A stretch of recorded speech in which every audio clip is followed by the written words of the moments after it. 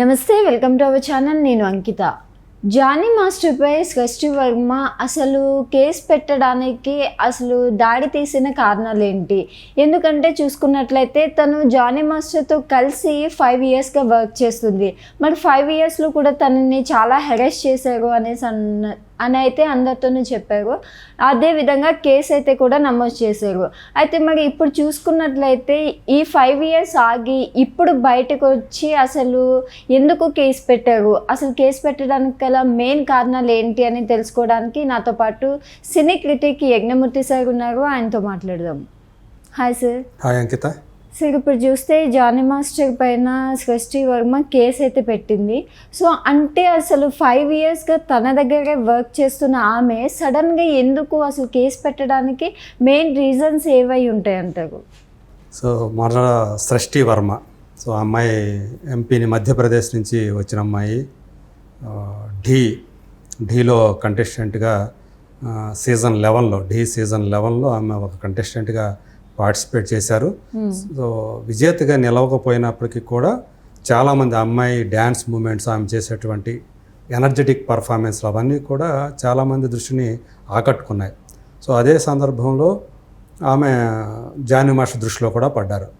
So offer ఇచ్చారు, నా దగ్గర అసిస్టెంట్గా చేరతామంటే సరే అని చెప్పి అప్పుడు ఆయన మంచి ఫేమ్లోకి వచ్చి ఉన్నారు అప్పుడే.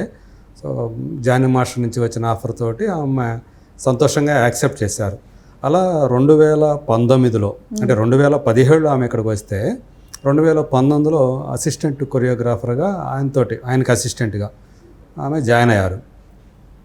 ఆల్మోస్ట్ మీరు అన్నట్టు ఒక 4-5 ఏళ్ళు చేశారు. ఇప్పటికి చూసుకుంటే 5 years కంప్లీట్ అయిపోయింది. ఈ మధ్య కాలంలో వచ్చినటువంటి ఆయనకి బాగా జానీ మాస్టర్కి ఏవైతే బాగా పేరు తీసుకొచ్చిన సాంగ్ ఏదైతే ఉందో బుట్టబొమ్మ, సో అలవైకుంఠపురంలో, సో ఆ పాట అసిస్టెంట్గా కూడా ఆయనకి అసిస్టెంట్గా కూడా సృష్టి పనిచేశారు. సో ఆ మూమెంట్స్ ఎంతగా బాగా పాపులర్ అయ్యాయో మనందరికీ తెలుసు. ఎంత అంటే ఇంటర్నేషనల్ లెవెల్లో ఆ పాట అంత ఫేమ్ అయింది. అది ఈవెన్ ఆస్ట్రేలియన్ క్రికెటరు తను కూడా డాన్స్ చేసి అతని పేరేంటి డేవిడ్ వార్నర్. సో అతను కూడా బుట్టబొమ్మ సాంగ్కి రీల్స్ చేశాడు అతను. సో అంతగా ఆ పాట బాగా పాపులర్ అయింది. సో అందులో కూడా ఆమె భాగస్వామ్యం చాలా ఉందని చెప్తారు. అలాగే ఈయనకి ఏదైతే నేషనల్ అవార్డు తీసుకొచ్చిందో లాస్ట్ ఇయర్ చేసినటువంటి ఫిల్ము తిరుచిత్రాంబళం, ధనుష్ నిత్యా మేనన్ చేసిన జంటగా చేసిన సినిమా, అందులో ఆ మేఘం అనే పాట ఏదైతే ఉందో దానికి సో బెస్ట్ కొరియోగ్రఫీ అవార్డు ఆయనకి ప్రకటించారు. సో ఆ పాటలో కూడా సృష్టి పనిచేశారు.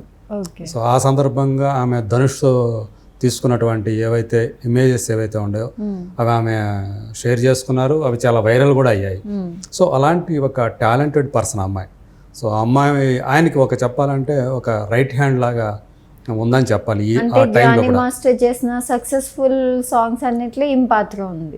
అంటే 2019కు ముందు ఆయన 10 ఏళ్ళు పనిచేశారు ఆయన. సో అప్పుడు కూడా ఆయన చాలా మంచి మంచి పాటలే చేశారు. సో ఆయనకి టాలెంట్ లేదని మనం చెప్పుకోవడానికి అది తప్పు, అది మళ్ళీ. సో కాకపోతే ఈమె వచ్చిన తర్వాత ఇంకొక స్ట్రెంగ్త్ ఆయనకి యాడ్ అయినట్లయింది. సో మొత్తానికి అట్లా మరి ఇద్దరి మధ్య ఎలాంటి అండర్స్టాండింగ్ ఉందో మనకు తెలియదు. సో అమ్మాయి చెప్పిన దాని ప్రకారం అయితే 2019 నుంచే సో ఇలాంటిది చోటు చేసుకుంది తమ మధ్య. ఆయన తనని లైంగిక వేధింపులు గురి చేశాడు అని ఆమె ఏదైతే కంప్లైంట్ చేసిందో ఆమె చిన్నపిల్ల, 16 ఏళ్ళ పిల్ల ఆమె. సో ఇప్పుడంటే 21 సంవత్సరాలు. కానీ మరి ఈయన అంటే ఆమె అందంగా ఉండి ఉండొచ్చు, ఆమె మొత్తానికి అట్రాక్ట్ చేసింది. ఆమె తన నుంచి జారిపోకూడదని చెప్పేసి ఆయన కోరుకున్నట్లుగా ఉన్నాడు. కానీ ఆమె ఒక 4 ఏళ్ళు చేసిన తర్వాత తను ఇండిపెండెంట్ కొరియోగ్రాఫర్ కావాలనుకున్నారు. సో అది ఆయన సహించలేకపోయినట్లు మనం అర్థం చేసుకోవాలి. సో ఆమె బయటికి వెళ్ళి పుష్ప 2 లాంటి ఒక పెద్ద పాన్ ఇండియా ఫిల్మ్కి ఆమె పనిచేస్తూ ఉన్నారు. సో ఆల్రెడీ పుష్ప అని ఏదైతే జాతర సాంగ్ కూడా బయటకు వచ్చిందో పుష్ప 2 సంబంధించి గణేష్ ఆచార్య మాస్టర్తో కలిసి చేశారు ఆ పాట. సో ఆమెకు కూడా దానికి క్రెడిట్ ఇచ్చారు కొరియోగ్రఫీలో. సో అట్లా ఇవన్నీ కూడా ఇలా ఆమెకి సొంతంగా ఒక పేరు సంపాదించుకోవటం, తను సొంతంగా వెళ్ళి అంటే తన నుంచి జారిపోయి వ్యక్తిగా ఆమె సొంతంగా ఇలా ఒక కొరియోగ్రాఫర్గా పనిచేస్తూ ఉండటం అనేది ఈయనకి బహుశా నచ్చి ఉండలేదని మనం అనుకోవాలి. అందుగురించే ఆమెని హెరాస్ చేస్తున్నారా అనేది ఇక్కడ చర్చనీయాంశం అవుతూ ఉంది. సో ఇది ఆయనతో పాటు ఆయన భార్య కూడా ఇందులో ఆయేషా. సో యాక్చువల్గా ఆమె పేరు సుమలత. సో ఆమె పెళ్లి తర్వాత ఆయేషాగా ఆమె పేరు మార్చుకున్నారు. సో మతం మార్చుకున్నారా లేదా ఏంటనేది కూడా మరి ఇక్కడ గమనించాలి.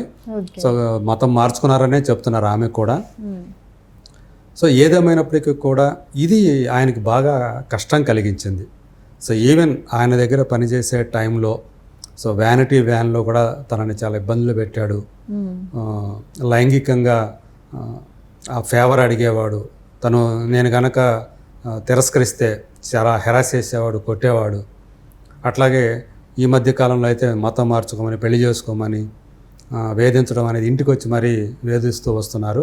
ఆయనే కాకుండా ఆయన భార్య కూడా వచ్చి నన్ను కొట్టారు, నా మీద చేయి చేసుకున్నారు అని ఆమె ఏవైతే కంప్లైంట్లో ఆ ఫిర్యాదులు అయితే ఆమె అంశాలు ప్రస్తావించారో అవన్నీ కూడా చాలా వరకు అంటే ఈయన ఎలా వెళ్తుంది, నా నుంచి నా చేయి జారిపోతుందా, తను సొంతంగా చేసుకుంటుందా అనేది తట్టుకోలేకపోయాడు అనేది మనం అనిపిస్తుంది.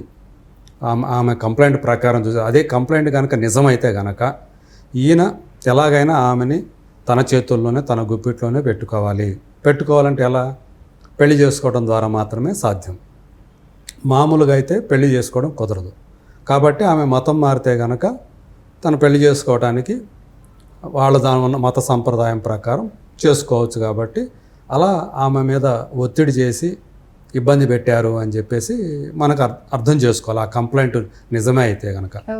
సో దాని తర్వాత లేకపోతే ఆమె ఆ కంప్లైంట్లో ప్రస్తావించిన అంశాలు నిజం కాకపోతే అంత అంటే ఒక అత్యాచారం చేశాడు అనే ఒక పైగా మైనర్గా ఉన్న టైంలో అత్యాచారం చేసిన ఏదైతే ఉందో అది చాలా సీరియస్ అఫెన్స్ అది. సో అంటే పోక్సో అనే ఒక పిల్లలపై లైంగిక వేధింపుల నిరోధక చట్టం అది పోక్సో అనేది. సో ఇది పెడితే కనుక ఇంకా అతను ఖచ్చితంగా జైలు వచ్చి లెక్క పెట్టాల్సిందే, నాన్ బెయిలబుల్ కేసు అది. పైగా దానికి జీవితకాలం కూడా శిక్ష పడే అవకాశాలు ఉన్నాయి. అంటే హత్య చేసిన వాళ్ళకి పడే శిక్షలు ఏవైతే ఉన్నాయో అలాంటి కఠినమైన శిక్షలు ఈ పోక్సో కింద నేర నిరూపణ జరిగితే దోషులకి అలాంటి శిక్షలు పడే అవకాశం ఉంది. సో అలాంటి బలమైనటువంటి కింద ఇంకా పోక్సో పెట్టారా లేదా పోలీసులు అనేది ఇంకా మనకైతే సమాచారం లేదు. కాకపోతే మహిళా సంఘాలు మాత్రం డిమాండ్ చేస్తున్నా ఇది ఇక్కడ పోక్సో చట్టం కూడా అమలు చేయాలి, దీంట్లో పెట్టాలి, ఆ సెక్షన్ కింద కూడా పెట్టాలి అని. ప్రస్తుతం పోలీసులు దాని కింద పెట్టలేదు. సో ఆమె మీద అత్యాచారము అలాగే మోసం చేసి ఆమెను ఇబ్బంది పెడుతున్నాడు, ఆమె మీద దాడి చేశాడు, దౌర్జన్యం చేశాడు, ఇలాంటి కేసులు 3 కేసులు పెట్టారు, 3 సెక్షన్ల కింద పెట్టారు. సో పోక్సో కింద పెడితే కనుక ఇది ఇంకా చాలా సీరియస్ మ్యాటర్ అయిపోతూ ఉంది. మొత్తానికి ఆ అమ్మాయి ఇప్పుడు భవిష్యత్తుని అతను దాని ప్రకారం అయితే ఒక భవిష్యత్తు అనేది లేకుండా తన చేతిలో పెట్టుకొని తను ఎలా అయితే ఆడించినట్లుగా ఆడాలి అనేటట్లుగా ఆమె మీద విపరీతమైన ఒత్తిడి చేసినట్టు మనకు తెలుస్తుంది. బహుశా అందు గురించి ఆమె ఇండిపెండెంట్గా అతని నుంచి బయటకు వచ్చేయాలని చెప్పేసి నిర్ణయం తీసుకున్నట్టు మనకి అర్థం చేసుకోవాలి. అయితే ఇక్కడ చూస్తే జానీ మాస్టర్ అంత ఎక్స్పీరియన్స్ ఉండి అన్ని మూవీస్కి వర్క్ చేసిన పర్సన్ అంటే అంత మెచ్యూరిటీ లెవెల్స్ అయితే ఉంటాయి కదా సార్. ఒక మైనర్ బాలికతో అట్లా చేయడం అనేది కూడా అసలు ఎవరు ఊహించదగ్గంది కదా. అండ్ ఇలాంటివి జరుగుతూ ఉంటే ఫ్యూచర్లో కూడా ఇది నాకు డేంజరస్ అని కూడా తెలిసి ఉండాలి కదా సార్. మరి అన్నీ తెలిసి కూడా ఎందుకు అంటారు ఇట్లా చేసింది? అంటే ఆమె చిన్నతనం అప్పుడు ఏదైతే అందులో కంటెస్టెంట్గా ఆమె పార్టిసిపేట్ చేసిందో ఆ షోలో, ఆ డ్యాన్స్ షోలో తను ఏదైతే ఆఫర్ ఇచ్చాడో దానికి ఆమె తనకు కృతజ్ఞతగా ఉండిపోతుంది అని అతను భావించి ఉండాలి. అదే కనుక ఇప్పుడు పెళ్లి చేసుకున్నట్లయితే ఈ గొడవలన్నీ ఏముండదు కదా, మళ్ళీ తన మీద ఇలాంటి కేసులు పెట్టే అవకాశం కూడా ఉండదు కదా అని అతను అనుకొని ఉండొచ్చు. అదే అసలు ఏమీ ఆలోచించకుండా ఉండవచ్చు. ప్రధానంగా అతనికి ఏంటి, అతను ఈగో దెబ్బతిని ఉండవచ్చు. ఏమి ఇండిపెండెంట్గా చేస్తుందా, నా నుంచి బయటికి వెళ్ళిపోతుందా, సో నా దగ్గరే ఉండాలి కదా, నా దగ్గరే ఉండాలంటే పెళ్లి చేసుకోవాలి అనే దాని మీదే అతను వెళ్ళాడు. పైగా ఏంటంటే తను ఇప్పుడు బాగా పాపులర్ ఫిగర్. అవును. సో డ్యాన్స్ మాస్టర్స్లో పైగా అసోసియేషన్ యూనియన్కి ప్రెసిడెంట్గా కూడా ఉన్నాడు. సో తను ఒక ఇన్ఫ్లుయెన్స్ చేయదగ్గ పొజిషన్లో ఉన్నాడు. సో అందు గురించే బహుశా నేను అనుకోవటం ఈ మిగతా ఏవి కూడా రేపు పొద్దున తనకి ఇది డేంజర్ అయ్యే అవకాశం ఉంది. ఇప్పుడు చాలామంది ఇలాంటి కేసులో చిక్కుకునే వాళ్ళు ఇవన్నీ ఆలోచించి చేస్తున్నారా? కాదు కదా. సో వాళ్ళకి ఆ టైంలో తోచింది చేస్తారంతే. వాళ్ళ ఇగో ఇబ్బంది పడిందంటే, ఇగో కొంచెం దెబ్బతిందంటే దానికి తగ్గట్టుగా వాళ్ళు బిహేవ్ చేయడం మొదలు పెడతారు. సో దాని పర్యవసానాలు ఎలా ఉంటాయి ఏంటి అంత దూరం కూడా ఆలోచించరాడు. సో ఈ అమ్మాయి అంత దూరం పోతుందని అది ఆలోచించి ఉండడు. అందు గురించే ఎలాంటి ఇబ్బంది గురి చేసి ఉంటాడు అని మనం అనుకోవాలి. సో ఇప్పుడు ఆ అమ్మాయి ఇంతకాలం తర్వాత ఇప్పుడు బయటకు వచ్చిన దానికి కారణం కూడా అదే అని మనం అనుకోవాలి. సో ఇప్పుడు దాకా సహించింది. సో ఇప్పుడు తను సొంతంగా ఒక కొరియోగ్రాఫర్గా తన కెరీర్ని స్టార్ట్ చేయాలనుకుంది. దానికి తన ఇబ్బందులు సృష్టించేటప్పటికి ఇక తప్పనిసరి పరిస్థితుల్లో ఆమె పోలీసుల్ని ఆశ్రయించారు అని మనం అర్థం చేసుకోవాలి ఈ కేసుకు సంబంధించి. ఏదైనా ప్రస్తుతం అయితే జానీ మాస్టర్ పరారీలో ఉన్నారు భార్యతో సహా. ఆమె కూడా ఆయేషా గారు కూడా, ఎందుకంటే నేను కూడా ఇద్దరికి కాల్స్ చేస్తున్నాను 2 రోజుల నుంచి. ఇద్దరి ఫోన్లు అందుబాటులో లేవు, స్విచ్ ఆఫ్ అనేవి వస్తూ ఉన్నాయి.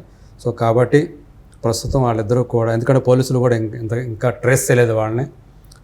వాళ్ళ దర్యాప్తు మరి ఏమని తెలుస్తుందో తెలియదు. ప్రస్తుతానికైతే ఆ ఇద్దరు కూడా పరారీలో ఉన్నారు.